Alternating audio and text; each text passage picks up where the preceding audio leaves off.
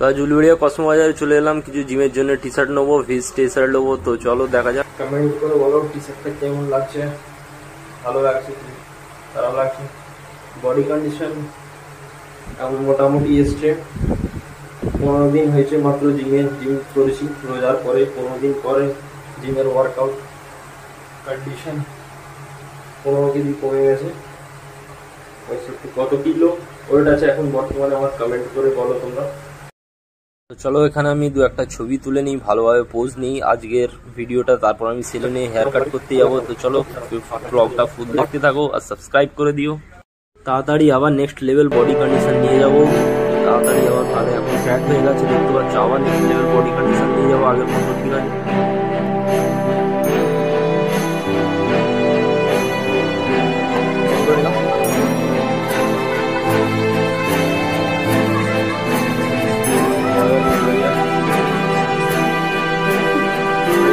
রাখলাম, চলো চলো চলো চলো।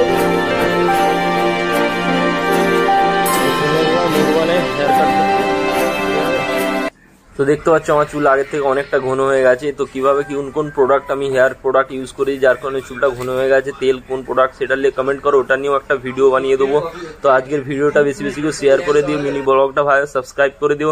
আর অলরেডি আমার হেয়ার কাট হয়ে গেছে, কি কি দিয়ে আমি চুল সেট করি সেটা নিয়েও একটা ভিডিও বানিয়ে দেবো। তো সাবস্ক্রাইব